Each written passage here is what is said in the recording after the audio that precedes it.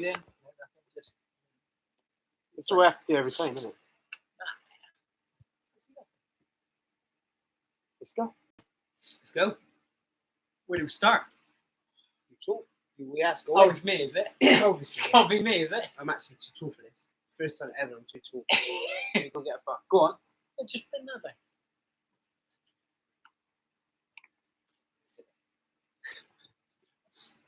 One bonkers gonna what? Yeah, no way. Let's go. Let's go. Let's talk about some S&C. Let's talk about some S&C, specifically for BJJ. Yeah. And for those people who don't know what S&C is, Strength and conditioning. thank you. BJJ, Brazilian Jiu-Jitsu. thank you. Yeah, it was. To be honest, I sat on the toilet and I was thinking about it this morning. Okay. Like, it seems like we nearly talk about it every single time, but never really talk about just this. We sort of move off, talk about other things. I think. Yeah, we're scatterbrains, Yeah. It might be worth trying to start with this, and if it goes elsewhere, it goes elsewhere. At least we tried. Absolutely. So go on. No, please. No. You crack on. Overall view of the Brazilian Jiu-Jitsu world and where S&C fits at the moment. 10,000 foot view. Yeah, I'd say it's probably more now. Yeah. Than before, than ever before. I mean, obviously, the difference is now it's popular. Yeah. So more athletes are being attracted. Yeah. So it's popular, and then you look at the absolute top level guys. You know, your Gordon Ryans and people like that. They spend the majority of their time training. They're in exceptional shape, you know, and they're trying to get bigger. So they are looking at it now like, well, the Brazilians have been fucking juiced up for years. Now the Americans, allegedly, now the Americans are getting juiced up, and they're just better at it. That's the long and the short of it. Americans just train smarter. They train better. They're just better at it. And is that can't solely be down to athleticism? How much of that is skill? Oh yeah, at that level it's unbelievable. Like at Yeah. the absolute top, the pinnacle, top level, obviously skill plays fucking more than anything else. But Do you think? Okay. it was like I always say, if you've got two black belts, both got at the same time, both exactly the same athlete, they do exactly the same things. They both like playing fucking dead reaver guard, or they both like playing top, whatever they like doing. The strongest one will always win. That's it. So people don't like to hear if it. The skill level is not the same, if there is an advance for one of them, but the one who's less skilled is much more athletic, where do you find that? Nicky Rod. So, and do you think that is who wins out of that? Well, at the minute, Nicky Rod seems to be winning. So do you know this guy, Nicky Rodriguez? Purple belt. He was a blue belt, and he managed to make ADCC finals. Like, so he fought everyone. Cyborg, Orlando, fought everyone. How big is it? Big lump. Yeah, big lump. Big, strong wrestler. Ridiculously athletic. But that's his game. Like, he is ridiculously athletic, and he is fucking strong. Whereas these other guys are big and good at jiu-jitsu. He's ridiculously athletic. So he was, you know, when you're talking like the absolute best black belts, they beat him, but not by a lot. Like he fought that Muhammad Ali. And I think some of them now. Not that one. Yeah, he fought Muhammad Ali, and he won. Decision went through, won. But is that a little bit as well? Is that he's new? He's new, yes, but his skill has developed in a slightly different way to BJJ. I mean, like, he trains every day with Gordon Ryan, Nicky Ryan, you know, down there. So he is with the elite. But if you've so got purple belt, if you've got like a wrestling base, your game develops in a very different way. You see, even at our level where we are, you see people develop in very different ways. Shabu is a good example. Yeah, it's like his game was always that top pressure game, stay on top, be on top. Yeah. The juxtaposition of that is someone who wasn't as athletic and as strong as him. Yeah. find it quite easy to get underneath him, Yeah. get him swept, Yeah. put him in bad positions. Same thing with and that's a skill meeting skill, but very different skills. I mean, it becomes the same thing with me. Like, I could rely on that to get me out of the shit, but it would also put you straight back in the shit. You know, where you go hyper aggressive, I'm going to pass that. Whatever happens, that is going there. People just see it, just read it and go, whatever it is. But where if you've gone back to a smarter version of training where you go, there's much more options here. Yeah, but I'm going back to I'm learning jujitsu. Yeah. Rather than fighting. Does that make sense? Like, yeah. I enjoy grappling. I enjoy the competition, the physical competition of it. But you also appreciate now a lot more that you don't that style of training doesn't always get you the best results, especially for learning. I mean, it depends. Just beating someone, you don't necessarily learn something. Yeah, I mean, it depends what you're after. I mean, a lot of the time I was training to train.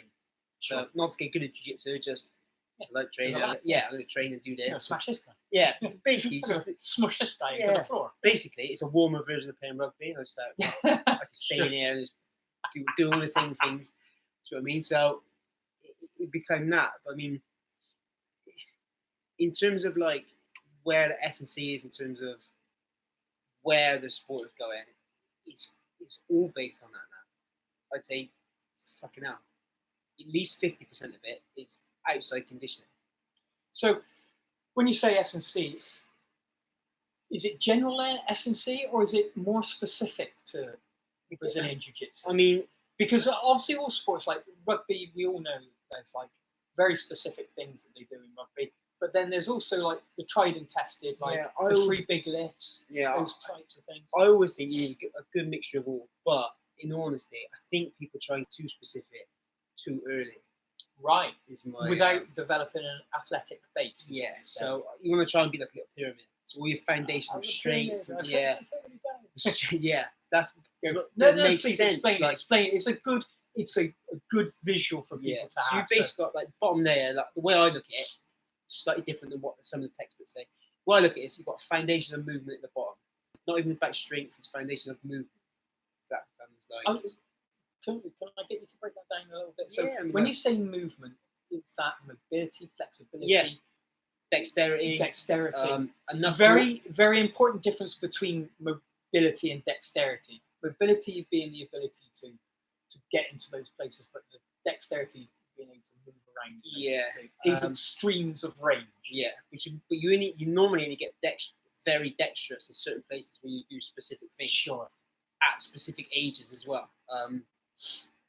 So then it becomes like a real baseline of everything. Mm-hmm.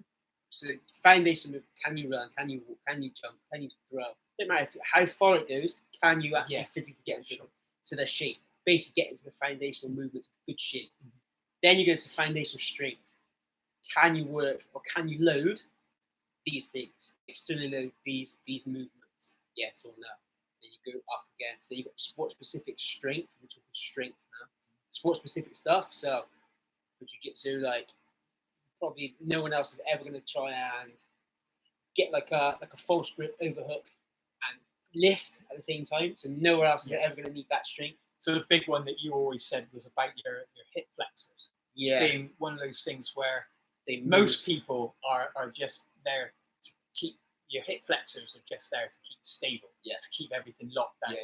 Well, we use ours to move people around, so they end up being jacked up most of the time, but weird shapes, weird to your movement, so going back down your bases. And I mean, it's not specific to just us. Like no. I'm just saying that one of the things that BJJ guys suffer from. And the big thing was, especially with jiu-jitsu, is everyone's got a dominant side. So everyone's a completely different shape, and it's the same with lots of sport. Golfers are slightly different. But they look different. So if I was going to look at you and go, if you looked at like you, if you stood up and went, if we stood up and went, all right, let's pick the similarities here, and then we pick the differences, and you look around, you go, that right hip's got loads more external rotation than that left hip. Very common in jiu-jitsu. So what do? Do you spend all your time trying to make it the same, or do you just accept the fact that we're dominant this side and train as and one? So that was the big thing when we worked with Chico. If you look at Chico, he is very dominant one side. Yeah. So his body looks dominant one side. He is dominant. So you have to be, you can spend all of your time trying to make him symmetrical, basically, trying to make him perfect balanced version of himself. But you're probably going to end up making him worse, not making him better. So because you've made him the same, he's not going to be as good as he was before. And the time that it would take to do that takes all the time away from. Yeah, I think it's the same as anything. You look at like a squash player or even fucking badminton, something like that. They play the same shot and land on the same leg. I've done it now, but with my calves. Yeah. When we box. You did point out earlier. Little calves, but this now is considerably bigger than this. And it is, and it's boxing, standing on that rear leg all the time and playing, fighting MMA. But so go back. So you've got foundation of movements, then we got the foundations of strength, normal stuff, sports specific stuff, then we got the skill at the top, sports skills. Everyone misses these ones out. Sure. It's boring, take a long time. But the ones that do it benefit much more. And I think people go straight into, you see it a lot with young athletes, miss all this shit out. All the enjoyment. It's not glamorous. No, but some of those things where we've got the bands on our hips and we're just pulling the sockets back out on our arms.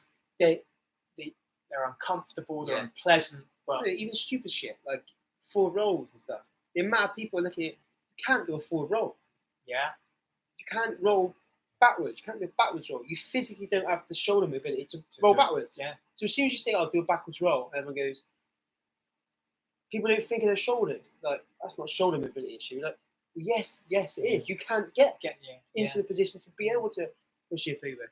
So people miss that, especially with young athletes now, because for as good as the tool is of YouTube, it's all right.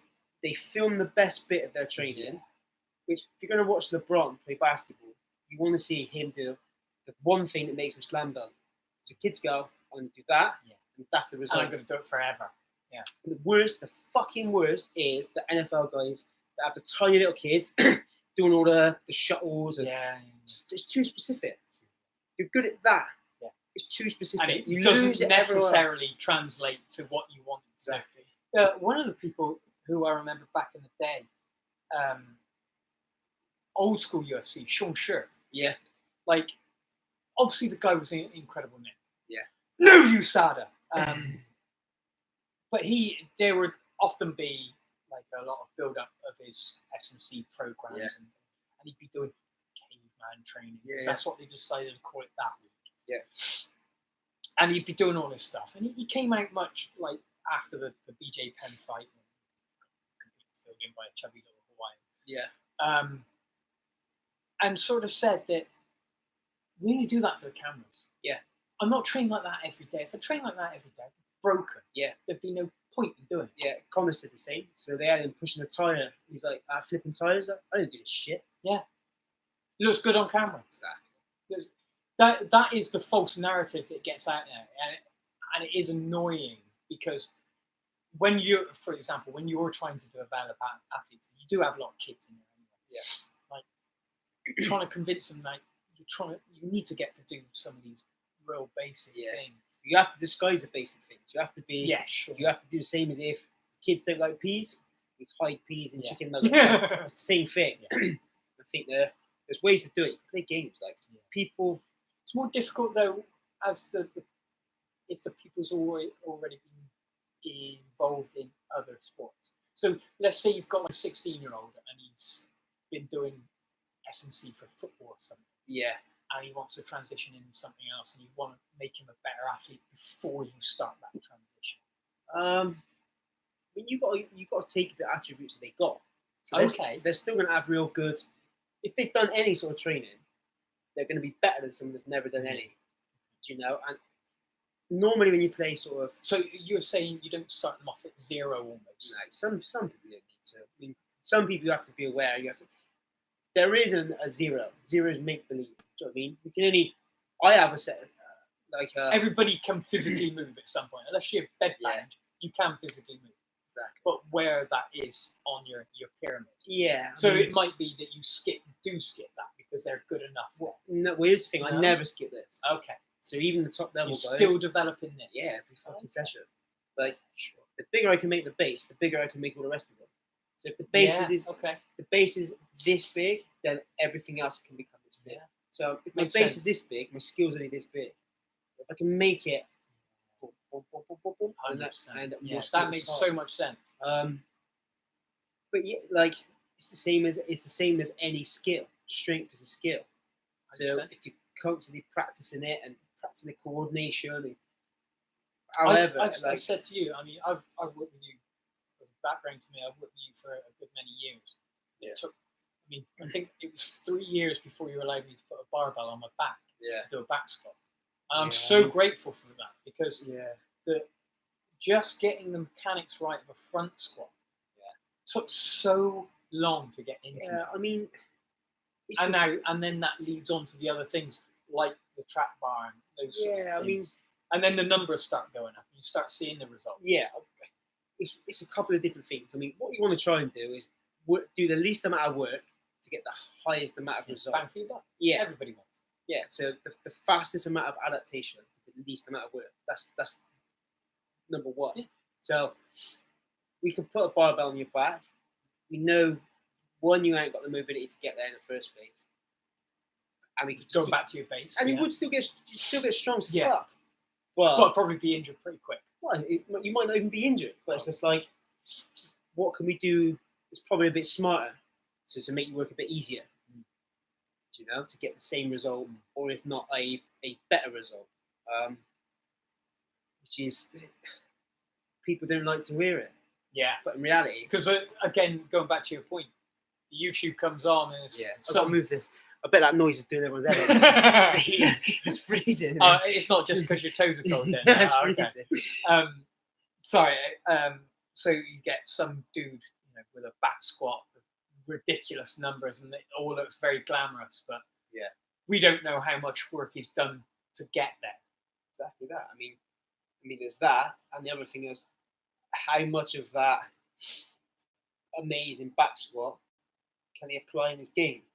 100%. You know, you see that quite a lot. Where you get like, it's easier at like a grassroots level. So the lower the standard of competition, the more the strength becomes a factor to start off with. Yeah, and then kind of evens itself out until it gets to the top levels again. Well, that's the beauty of competition, isn't it? It's because, bring it back to jiu-jitsu, if someone's super strong, super fast, then you've got to do something to nullify that. Exactly. Sometimes the skill is the thing that you use to get there. Yeah. But it's always nice if you've got something else in your little back pocket where you can be mobile, you can be fast, where you can be dexterous. Yeah. I think you need it all. I think it's all right saying, because we talk about S&C a lot in here, and everyone's like, yeah, but for grappling it's just loads of pulling, isn't it? You're like, well, yeah, but no. Like, if you're fighting Nogi, you don't do hardly any pulling. You do lots of holding, this sort of shit. Very rarely do this. It's that. Trying to keep space and trying to do things. Whereas if you're going to fight in a gi, there is some grips, but even that, like, people don't do this stuff anymore. They're better than that. They keep a good grip, they get to the position they want to get in. They don't keep a good grip and fucking yank them, they don't pull it. But yes, you do want a pulling. You want to be a rounded athlete. I think so. I look at it like, if you looked at like, so say if you wrote like a needs analysis for a sport, you've got all these different things that they need to hit. I think you should, in training, hit them all, regardless of whether you're doing with weight in just one session. I like it, or a week session.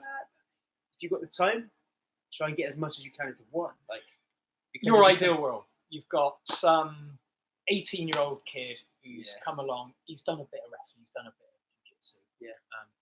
Thinking about MMA, but he's not sure yet. Yeah. Wants to focus on his jiu-jitsu for now. Yeah. And he says, I've got 8 weeks. And you don't want to train too many skills in that time because it's not going to go in. Yeah. Realistically, if you only got 8 weeks, so you want to make him into the best athlete you can in those 8 weeks. Yeah. I know that's probably hamstringing you a little bit. But in our scenario, you make it for a week, make it for a month, and then you make it for the 2 months. No, make it straight away from the 8. So you've got your plan for the 8 weeks. Rough, like, and then you hit it going along. Yeah, I'm quite. I don't like programs. I don't like programs. You don't? I do want to do. I go in my head. I like it. I'm like, and you guys, I'll keep a lot in my head. And like, this makes a lot of sense. This is how we're going to gradually move on. But I mean, I think you can get too strict on stuff as well. That's the other thing. I'm like, ultimately, sack the S&C off. If you're not that good, sack it off and go into jiu-jitsu. Just do jiu-jitsu. Right. You're going to get good strength. You're going to get good conditioning. Just have your training here. Yeah, because it's specific. Yeah. We're the supplement. Like, we're the bottom. I always say that we're the bottom. But that's number one. Let's say in our magical world that this guy is training jiu-jitsu every day. Yeah. Anyway, he just wants to come in the mornings and get some. Yeah, we use Chico as our example. So someone like that, highly skilled, someone who's very, very skillful, knows as much as there is to know. We're just trying to give him that extra little advantage. The 10 or 1%. Yeah, that's what we're looking for. Start at the bottom. Start with our foundations of movement. Make sure he moves well. Then we have a little look at the sport. What does the sport look like? Then we take what the sport looks like and we take what he looks like. That's the other thing. Not everyone's the same. Yeah. Or they say, all fight starts stood up. If you're a guard player, then we're going to work slightly different, and then we're going to go, well, he's a wrestler. What we're after is the first 2 points for the takedown, stay on the top. Like, so we're interested in this way. Whereas if you're a guard player, we're interested in this way. And he's also built in a very specific way. Exactly. So you have to be able to be aware of that. If you're fighting Hodger Gracie, then it's going to be a very different fight. I mean, the other thing that we have to consider is weight as well. So weight management is also a big thing. So, like, if we know we've got 8 weeks and we've got to come down, training is very different than we've got 8 weeks and we need to go up. Sure. So you're talking about rep ranges and weight, rep ranges, recovery time. Okay. The actual conditioning you do. It's fucking hypertrophy. It's like you only got 8 weeks. So what you do get in that 8 weeks. This is why everyone does these, 6 week boot camp. You get 6 weeks. You can make anyone from shit to not too bad in 6 weeks. You get new gains. You get new person gains. So after that, when it plateaus. Exactly. Yeah. Plateaus out a bit. Then we have to do well with our training and keep it. Basically, it's this. It goes, there goes that, and it goes like that. And hopefully, it does this all the way until you stop the career. You get a couple of these where you might be injured or whatever. But so I always look at it as this. If we can make you strong enough, we can make you powerful enough. If we make you powerful enough, you should be able to exert as much as you need when you need it. And then we try to endure all of it. Okay. So just strength and power, they sound like buzzwords. Not even power. I mean, let's use it as a speed strength exercise. How fast can you apply the strength that you've got? And use that as our now, power. I think that's an important definition. Could you just run us through that? Basic layman's terms, please. Like, I look at it that if I've got a 100 kilo back squat, for instance, so I've got 100 kilos that I can basically move in that direction. How fast can I apply that when I need to? Or how much of it can I apply when I need to apply it? That's as easy as I can look at it. Like, that's how I look at it. Getting far too technical. Yeah, I mean, you can get really technical, but like, to me, it's like, that's how I even look at it when I'm coaching and training. I'm like, not interested in too much else apart from that. Do you know what I mean? Like, you can start talking about rate of force development and fucking force. That's the easiest way that I find to look at stuff. So you need to build a foundation of strength. So wherever that strength comes from, wherever we go. Me, I like big bang for buck exercises with little small exercises. So again, we'll keep out the buzzword shit. We're predominantly, if I was going to break my week down, I do the hardest stuff first. Sure. When you've got the most energy. So the most demanding on your body. And most recovered. Squat first. can get a big bang for your butt, we're going to squat. Front squat, back squat, fucking Bulgarians. Bulgarians become my supplementary. Yeah. The actual big multi-joint, heavy movement, I'm going to basically use that as my day one. That's my big strength exercise. And then, depending on the athlete, is what we do around that. So some of the guys we do like I try and get on a lot of my sort of speed strength work done first. So if I'm going to sprint, I sprint first because that's a higher demand than my strength. Does that make sense? And you got no bones about lifting really heavy shit and then going running. What do you mean running? If you're going to squat and you've got no problem doing a squat and then sprint. No, depends where we are. There's no wrong. I don't think there's a right or a wrong. I just know that some people would say like, oh, well, you wouldn't. Yeah, I mean, depends what we're after. If we're actually after like the best, the absolute. If I was a sprinter, no, sprint first. Yeah. Do you know what I mean? Because that's the bit I'm after. Specifics. Yeah. Whereas if we're just after like something heavy into something fast. Yeah. That's essentially power. Do you know what I mean? So it depends again. It depends on the athlete. Like, no, the answer is no. I ain't got any problems doing anything. I don't think there is a right or wrong anywhere. Yeah. It's just right or wrong for that athlete for that time. So 1 week we might do it Too many variables. Yeah, 1 week we do it first, and 1 week we might do it second. Depends what we're programming and what we're trying to get out of the program that we're trying to implement. Yeah. Just to say, we are talking about a big subject with lots of influences from. Yeah, I mean, the thing is, there is influences everywhere, and you should take them all. 100%. You should take it or make note of them all because there's definitely someone out there that it's working for. 100%. Is that 100%? You look at Usain Bolt, the worst starter. Yeah, you said he's got terrible mechanics or something. Yeah, like if you looked at a sprinter, like the book version of a sprinter, he's not that clever. Ronaldo was the same. Ronaldo's different. Ronaldo runs to change direction. So this is the difference between a straight line linear sprinter and someone like him, who I would class as like an agile athlete. So they're fast, or he's quick, and Usain Bolt's fast. Right, fast. Yeah. Quick. So his ability to apply his speed is considerably better. Yeah. The thing with Bolt is he doesn't tail off. So so that 70% goes far along. I mean, like everything you could do wrong, like his ground force is less, his contact time on the floor is more. But he wins, so fuck it. The book does this. You get freak athletes, and that's it. You just get athletes that are just good for all the want in the world and for all the books and textbooks that say that's wrong. They're the best. Because I remember you saying like a sprint coach could come in and ruin it. Yeah, because you've got to look at what he is already. You know, you can't go, well, I believe, like Jujitsu, I believe everyone's a front squat. Well, what about if you can't? Yeah. Well, if you can't, am I going to make you worse by making you front squat, by putting a shitload of extra weight on you? You don't know. Do you know? Like, it becomes a thing of like, if you're like some of these small guys now, 55, 60 odd kilos, they're so fast and agile. Yeah, and like, do we want to train to make you a bit stronger, but potentially a bit slower? Just potentially, because you can still train like heavy and get fast, because that's how we do it. That's S&C. That's what we're in for. But it's like we have to be aware that this is the model we got to work with.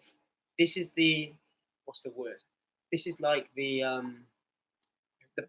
master blueprint. This is the blueprint of perfect. That's the perfect blueprint. And then we end up with me or you.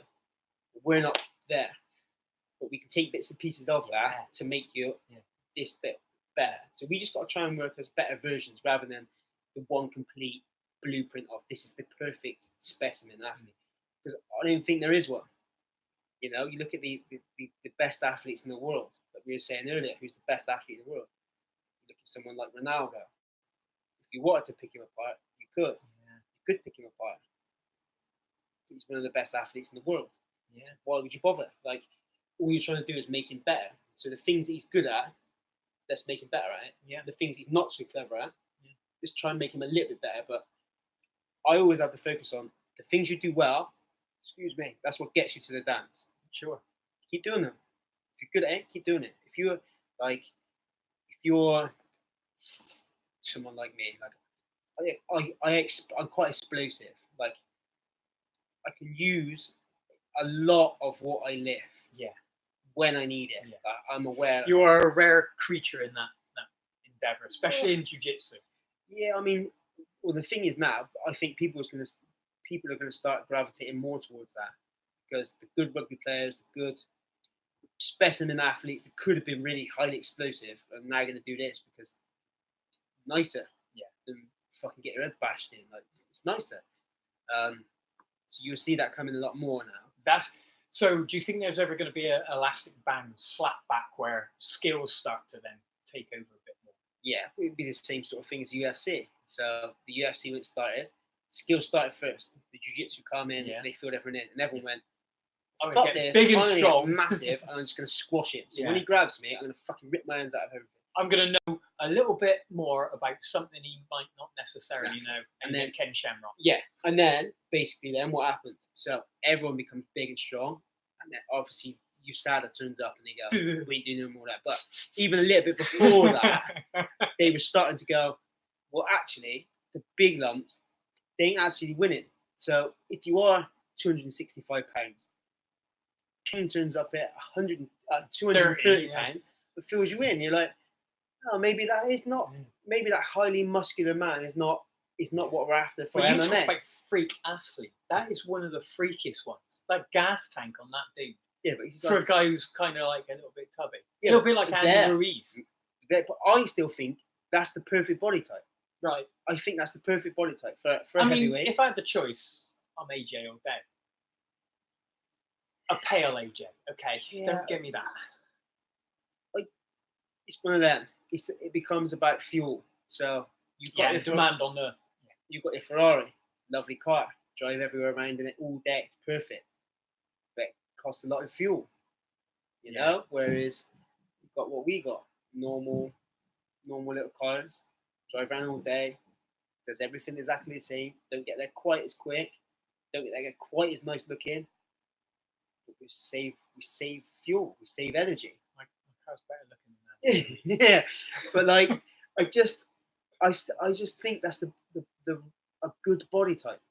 Okay. I think for that size. Yeah, I think you should carry a bit. Like if he looked like that and he was 135.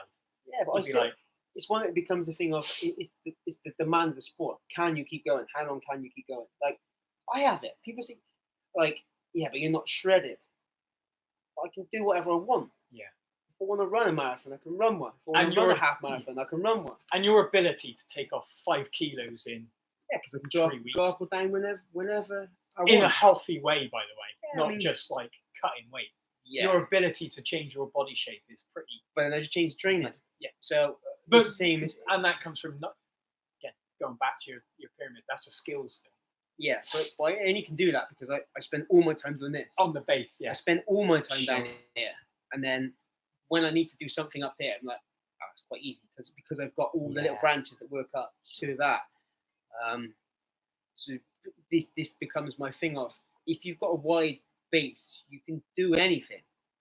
If about sex, yeah, definitely not. If you've got like a, and I think you should be exposed to as much as you can be exposed to. Put a club in your hand, put a bat in your hand, put a racket in your hand, throw things, catch things, run, jump, try and jump high. You and I are on the same page with this, especially where kids are concerned. I think the sport has gone out of this country specifically. No, the thing is, I think probably the opposite.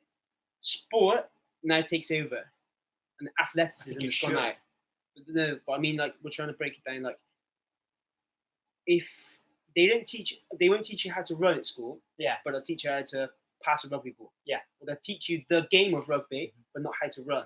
So we miss all the bits of the box. So you could run like an absolute bag of shit, but you could have the perfect fucking whatever a mispass. Yeah. almost inverting your triangle type thing. Yeah, it becomes too specific too early. We were about the game rather than the athletic endeavour of the sport. The point, yeah, but the point I'm making is that there's not enough onus put on. We all know, we all went to school with kids who like had a note from their mum every week to say they couldn't compete. Yeah. It was always the fat kid or whatever else. Yeah. The guy who didn't want to take his shirt off. Yeah. You go to Australia and it's a way of life. Yeah. Sport starts real early. It's also fucking freezing cold here. That's the difference. It's freezing cold in spots in Australia as well. Yeah, it is. But we have seasonal sports. Yes. Whereas if the weather's better, you can have sport. Yeah, okay. I'll give you that. I mean, you can go skiing in Australia. So. Yeah, no, I mean, but like, how do I describe it? It's such a big place that you can go skiing in Australia if you wanted to go there, or if you want to move out of there. The same as America, you're like. But nobody travels in Australia. No, but they could. Yeah, do you know what I mean? Whereas here, it's like you got to go to Spain. Ireland. Yeah, you got to go to Spain. You got to go to further down. You know, that's the sort of thing we're talking about. I just feel like they have a lot more invested in their kids' sports programs because of their way of life. Yeah, because they make it that much nicer. Yeah. Like it's only a nicer way of life because of the weather. It's nicer. Yeah, really? You know, like if you want to go to the beach and play all day, you're not going to go there when it's freezing cold. Like your parents won't take you. But if your weather's nice, what I'm getting at is the educational system specifically seems to be very much geared towards that as well. I don't think there's as much. I think it's getting better now, but I don't, especially since like the last few Olympics and such, and how that's becoming much more popular now. I don't feel like there's enough onus in schools put on this. Yeah, but I don't know. The honest answer is I don't know. I'll tell you what, we haven't put that fucking thing in. That microphone.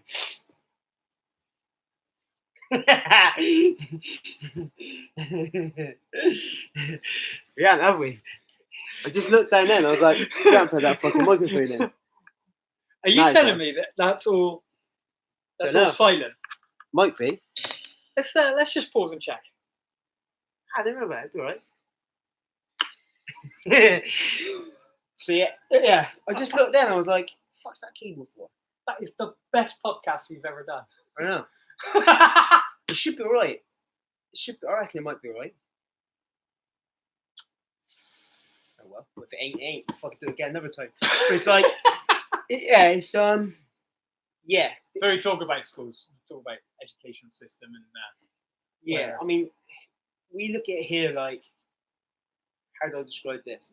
People are good at sport in America so that they can get a college degree, so they get a scholarship. Yeah. Whereas here, it's very similar in Australia. Yeah. Whereas here, everyone's interested in going professional. Okay. Be good at football, you'll be a pro. Okay. So because there's so much money in America and their college system and to the pros. Yeah. Because there isn't a lot of money. There's a lot of money in the college system, but not for the people who compete in them. And that's still the big stink at the moment. Yeah, but I mean, they're still they're well publicized. Everyone knows who they are because people get behind the state their football. Ability to make money then beyond that. Exactly that. Despite what everybody thinks about the NCAA. Exactly that. So, whereas here it's like, I'm really good at football. Like, yeah, but you need to get an education. Yeah, you need a job. You need a job. Yeah. So they don't even say education. You need a job. That's the difference here. We have the working class mentality, whereas they don't. Yeah. They're. I'm going to do this. I'm going to hit the stratosphere. You know, and they're allowed to. We don't. They're allowed to do that. Like I can remember when I was at school and I said I'm going to go to America and coach. Like it's not a real job. Fuck you on about it. It's not a real job. Like go and tell the best coaches in America.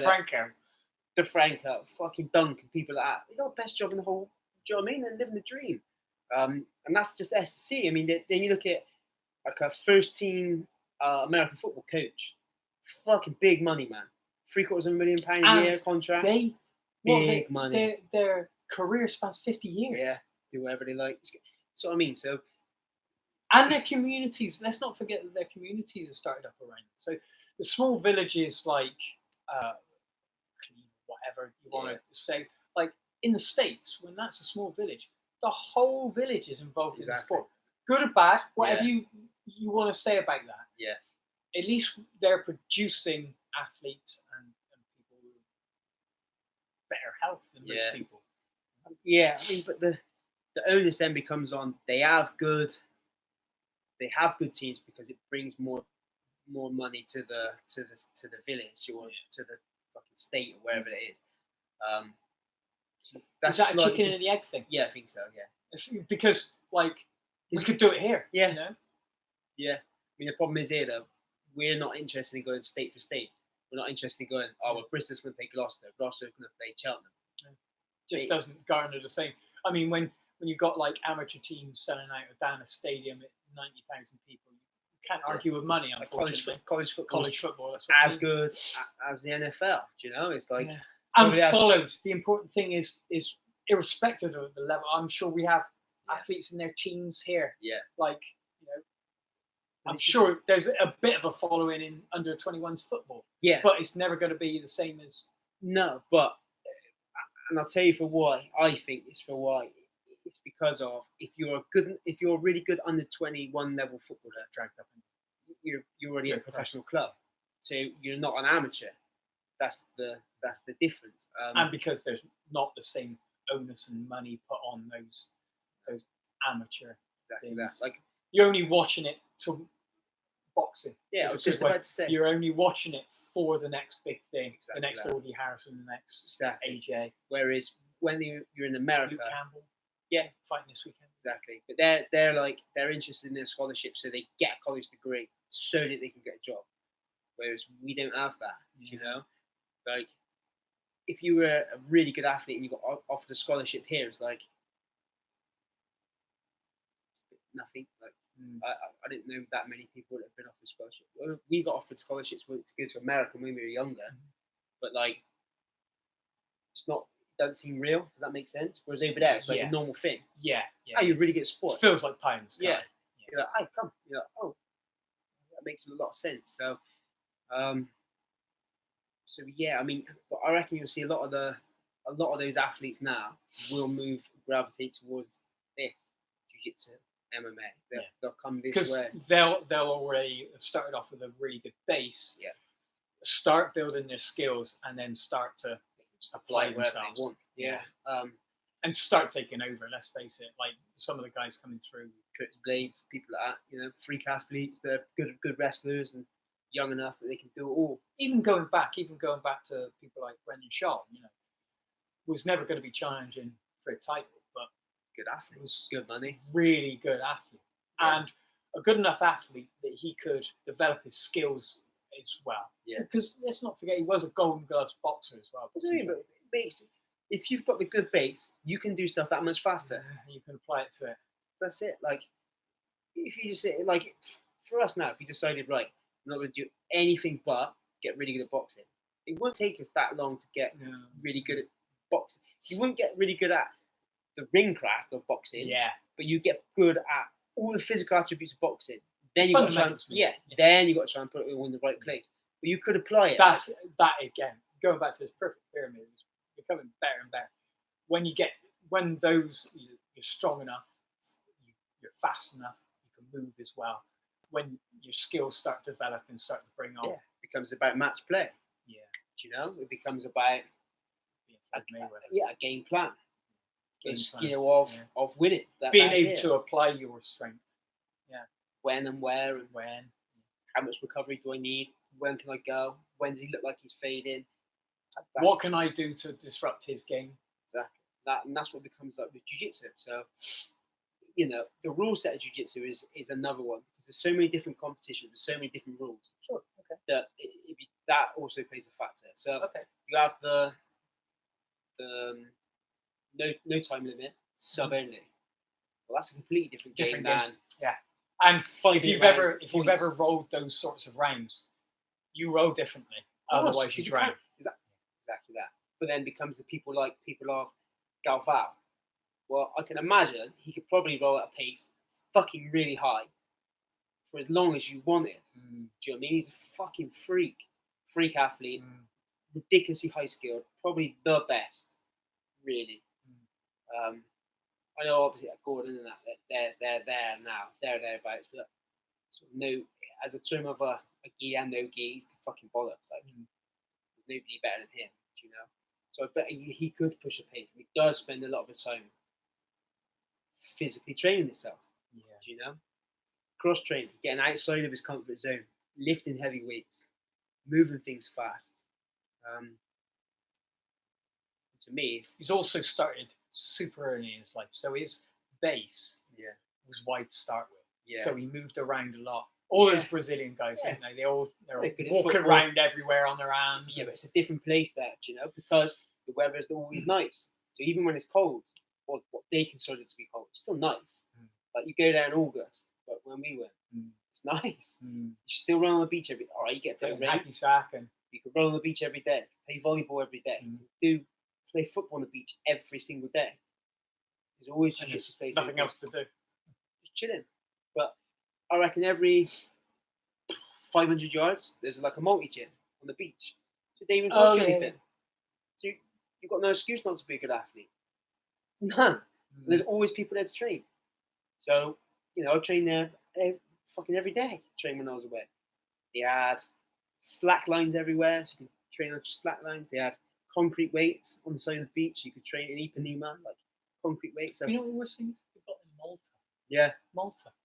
They've got running tracks outside. Figure eight running tracks outside. Yeah. And the figure eight, like in the tiny little village where Aaron's parents live, Lily has figure eight. Yeah.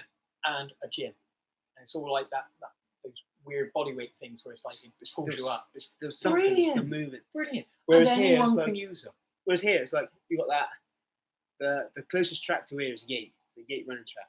So we went a couple of summers ago. You don't pay to use it? Pay. So that's it. Like you're trying to get, you know. That's what I mean. There seems to be a fundamental block there. It's like Malta. It's not the richest country in the world. And they'll put a running track in a place where no one really lives. Yeah. You know, they'll put all that kit in there, and I know it's in the weather. It's the weather, and the other fact is, it's worth more to people here as a house than it is as a. That's what I mean by the onus. Yeah. Is nobody says like, well, what are our kids going to play on? Yeah. I think it is changing a little bit. Like, I mean, I live in Bradley Stoke, and a fair few years ago now, they put in the skate park, which was good. And they went to the local kids and said, what would you like to actually see in the skate park? The kids went, put a half pipe over there and this, that, and the other. And they actually did a pretty decent job of consulting like local people.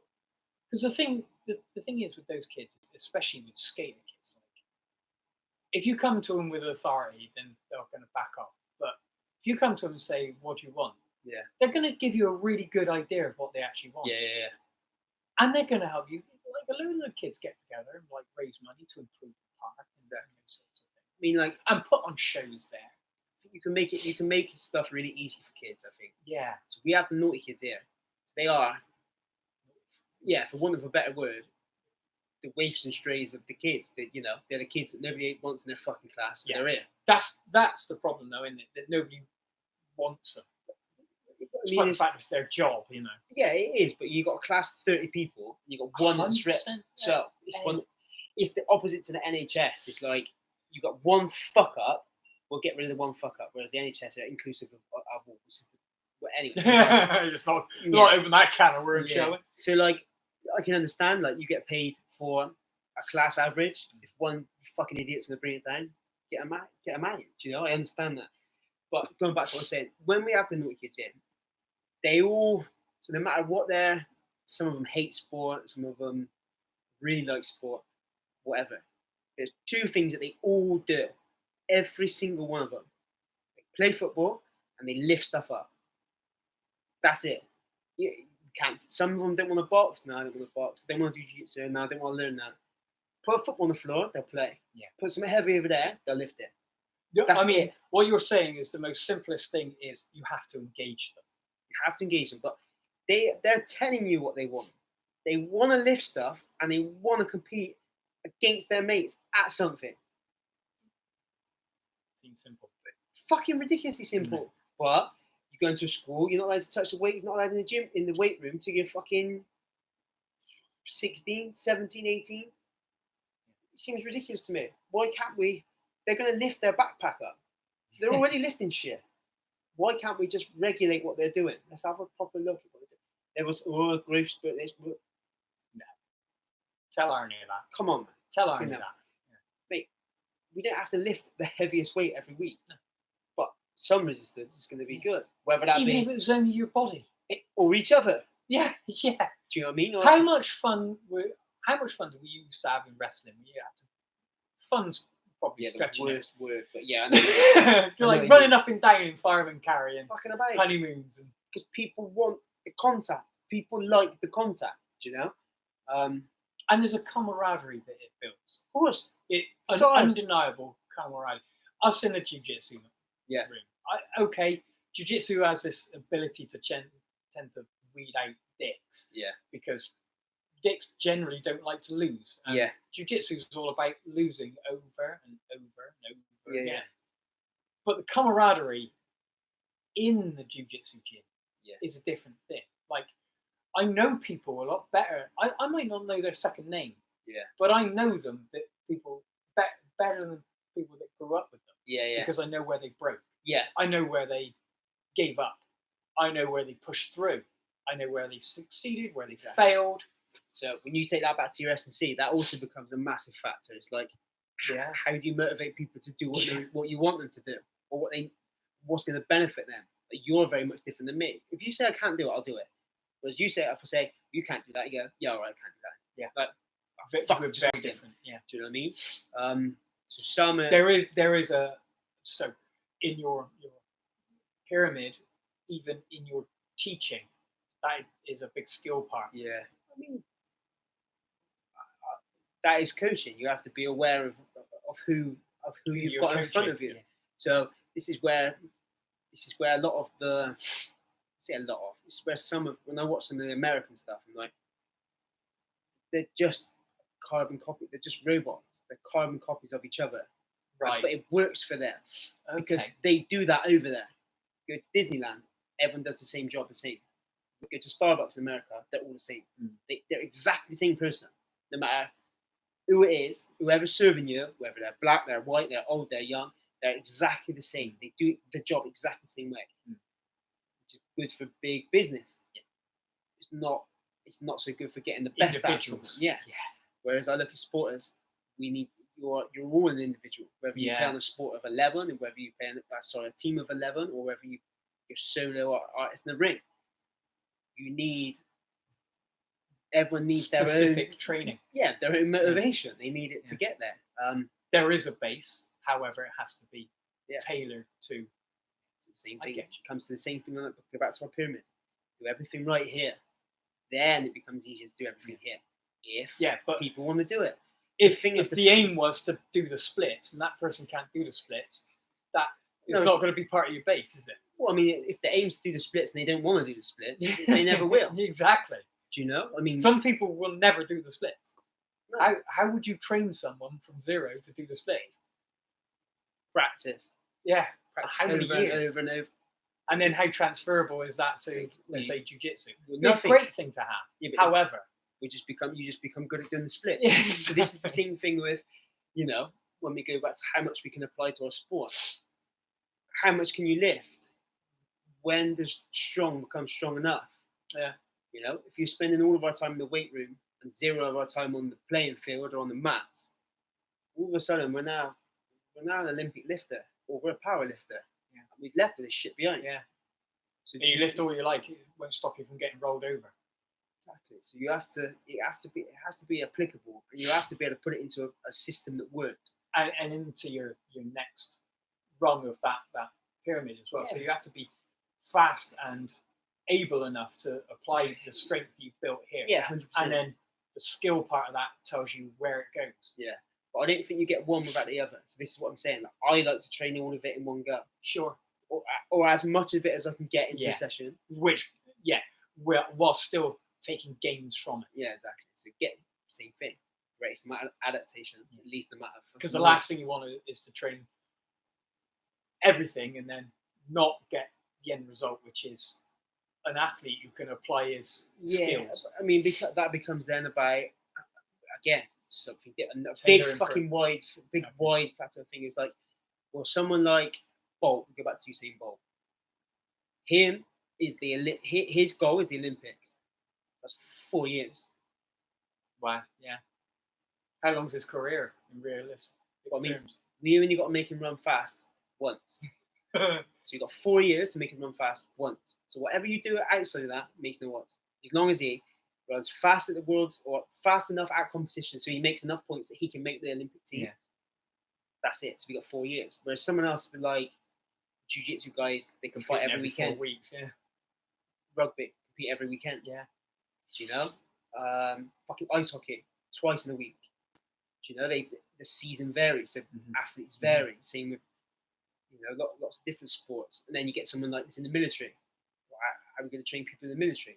They fucking run every day. Like, do I need to make them keep running the same distance as they run every day, or are they naturally going to run that as part of their job? So that becomes another factor in our big net of S&C. So there's so much that goes on, and the reality, the fact is, you're going to make fucking loads of mistakes. As a coach, you're going to make fucking loads. I've done it. Like, I'm trying to rush people through, and like, when you feel like Chico's hamstring. Yeah, I mean, we don't mention that. That wasn't my fault. I can't think of that was not my fault. Look, ask the fucking people how they feel before you make them do stuff. So, like, you know, everyone does it. Like, I've tried to rush people through, and like, fucking rushing this. Right. And what I'm so worried about this.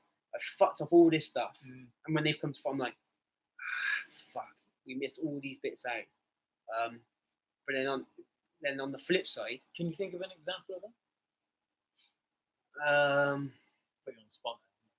Yeah, no, I mean, there's some times where I think we did everything as good as we could have done. Okay.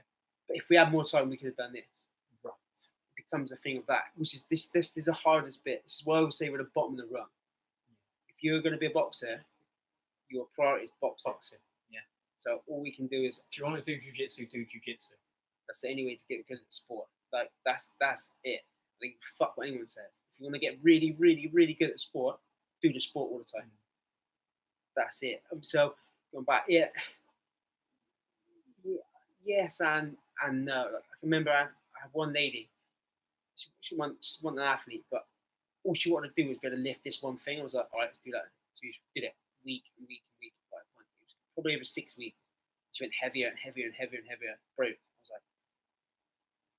like, that's her ego and my ego going, all right. Yeah, we can do that. Yeah. But it's the fact that she wanted to do it, and I went, I'm going to impress her by making her do it. Yeah. I fucked it. Whereas ever since, she's been good really, because ever since, not good for her, good for me. But ever since, it was like, look, there's a long plan here. You're either in it or you're not. I'm not bothered whether you're in or you're not. I don't want to break people. Not here to break people. Like, we should make everyone better. We're a supplement. We supplement stuff to make it better. We supplement stuff that you don't get somewhere else. So if we ain't making it better, we're making it worse. Which is the thing of, this is my bugbear with S&C, where they go, it's a fucking such hard session. I'm fucked. And you're going to go and play rugby later tonight. Great. Made you better or made you worse? Yeah. Made you tired? Yeah. There's a difference between improvement and tiredness. Okay. They don't. Sometimes they coincide. Yeah. Sometimes they don't.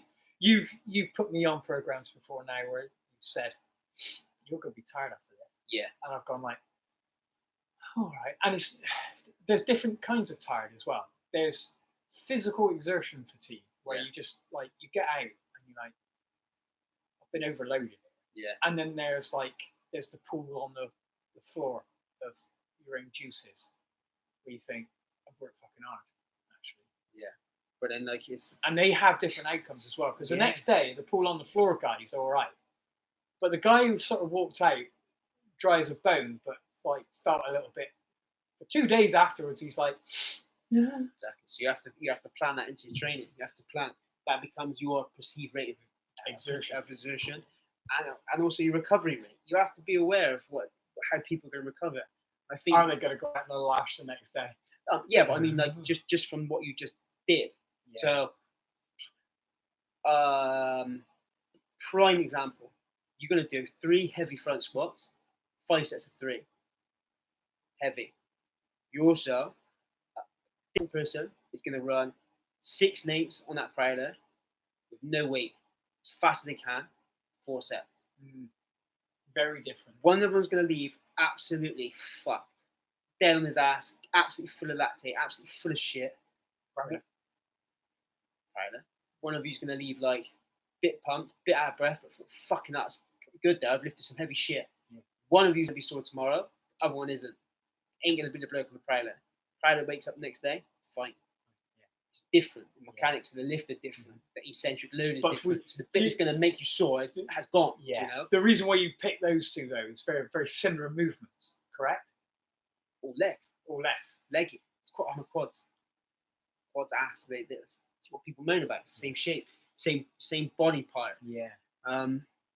So you have to be aware of stuff like that. And I think this is where I get a bit with coaches that don't train or haven't ever trained. You have to be able to experience.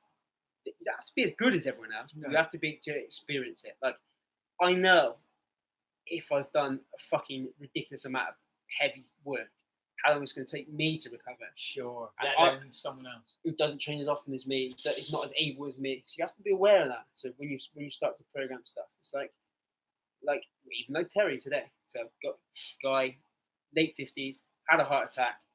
We can't put him underneath a barbell where he holds his breath. His fucking heart will explode. Like, we can do some resistance training. We do put him underneath barbells. We don't put any weight on it, but we make him push prowlers. So you have to hold him back because he wants to pick right up where he left off, exactly. And he cannot do that. So you have to take time. But there's no reason he can't do all the same stuff we're doing. He just has to do it differently. Yeah. The same thing, me and you do it differently. Yeah, 100%. Do you know what I mean? Like, we got the same session, essentially, but all different exercises, but it's the same session. You know? Yeah. And we're essentially getting out as much as we can on an individual basis. Yeah. Like, you're always going to lift heavier than I am, but it becomes a percentage of what you're lifting. So it becomes that. And Terry's still getting his pump on and still doing his business, and he's still getting the push pulls. Exactly. He's getting everything. The body mechanics of it. Exactly. So he's rebuilding that base again. Yeah. So he has to rebuild it. We have to rebuild it. There's a reason we do so much single leg, single arm, lots of weird fucking mobility exercises to warm up, lots of fucking band walks, lots of activation, lots of little games, lots of I see. We shadow box today, not to make us any better at shadow boxing, but just get loose, move things in a position that we haven't moved all day. Like, we have to be able to get here. Like, I spent my whole second round doing nothing but throwing knees and kicks. And it is to get better at knees and kicks, but it's because I need to stretch, I need to move my hamstrings, my hips. I was aware that dynamically. Yeah, which people don't do. You know, people don't get through that unless they're good athletes. When we very first started together, you had me doing all these band things, and everybody subsequently, or I've seen, like, rock up and do the band work that we do, the warm up to start getting our body ready for things. Man, when you first get into them, first of all, they look ridiculous, and you don't want to do them. Yeah. Second of all, they're bloody hard. Yeah. They're hard when you first start them. They suck. But it's the same thing. It has to challenge you, or it won't change you. Yeah. And it just won't. Do you know? But the difference between, like, setting up to, like, if you just go straight into a squat, like, you might be able to lift some heavy weight. Chances are you're not going to lift as heavy as you could. The other chances are you put yourself at risk of hurting yourself in some way. Yeah. Whereas you do all this ancillary work, you can get the muscles prepared to work, prepared to move, activated, if you like. You've got much higher chances of success. Yeah, over a long period of time. That's the difference. Okay. So that's the goal is longevity wherever. So I want 2 things. 1, for your own body. 2, as a business. If you're not here, I make less. Okay. True. So Yes. the better I keep you, the better condition I can keep you, Yeah. the more times you come, the more money we make. It's Yeah. business, like the fucking S&C business. Yeah. That's the prime thing. If we make everyone, we got the strongest lifters in the whole world for 1 week.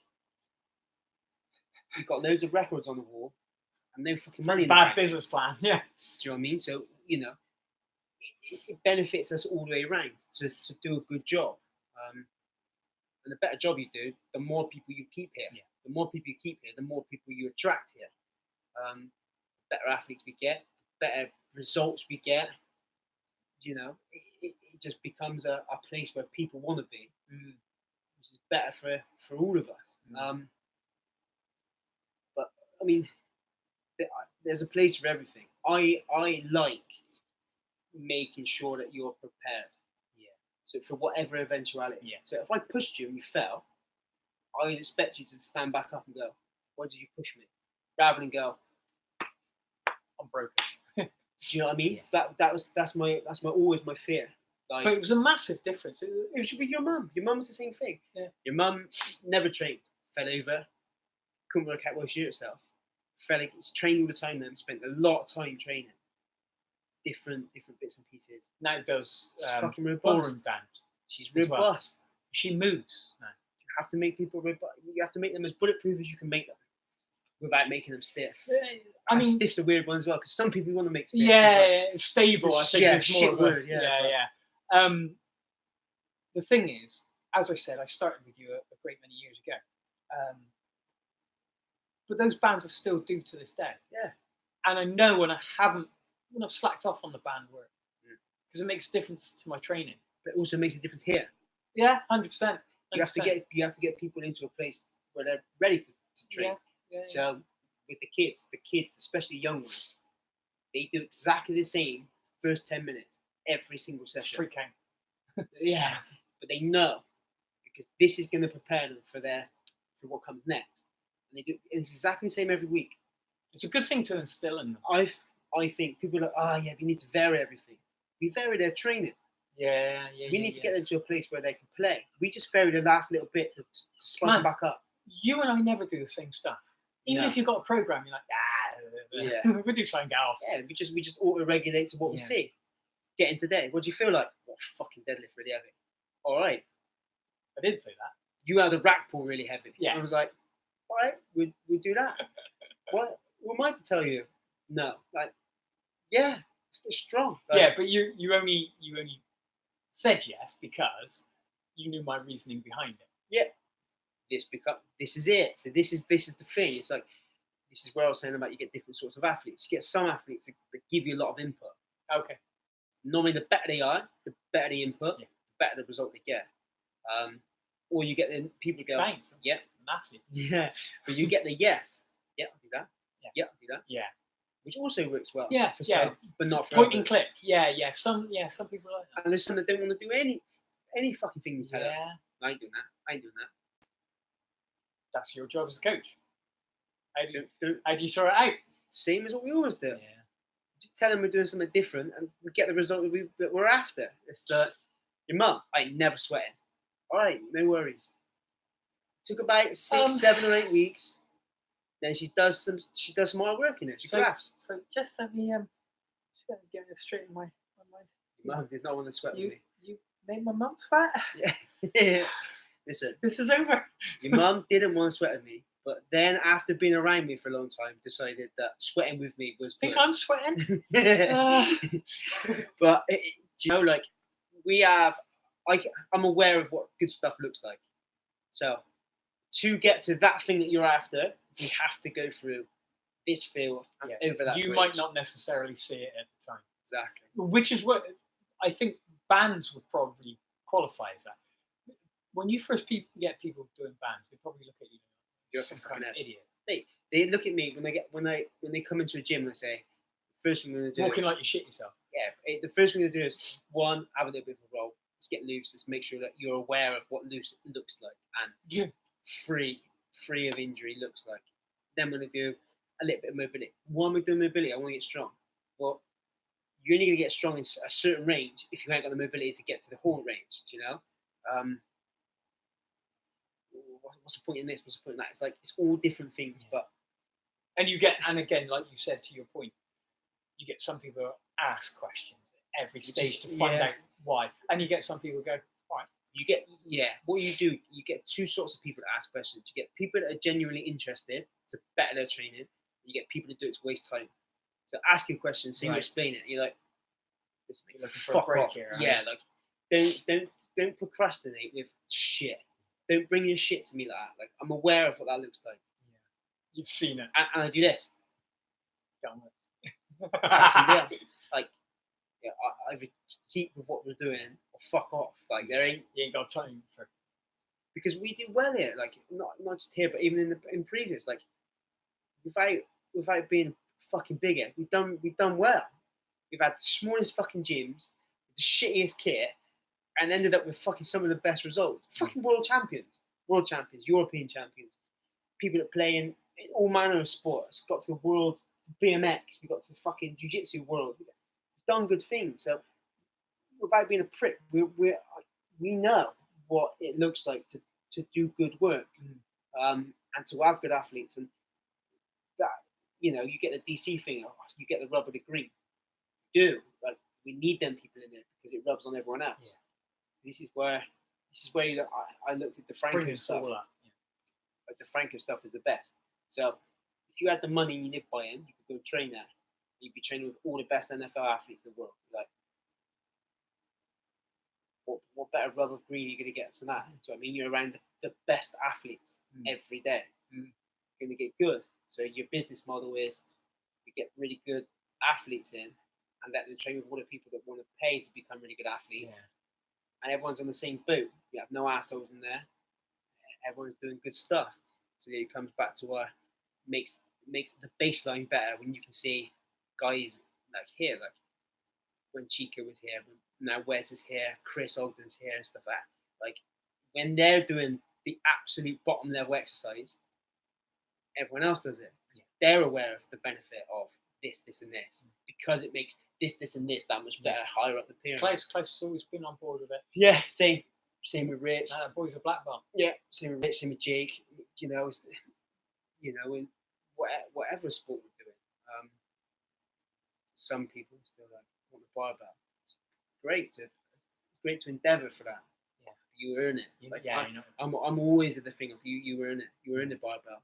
Yeah. If you haven't earned it, go somewhere else and do it. No problem. I was glad to. I didn't want to get in. I mean, I didn't even pick a barbell up. I don't think for the first year. It was all Bulgarian split squats because it was so weak. Yeah.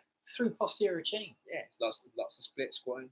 Lots of single leg. Lots of ugly, hard stuff. Yeah. Lots of single leg squats. Lots of jumping. Lots of hopping. Lots of stopping.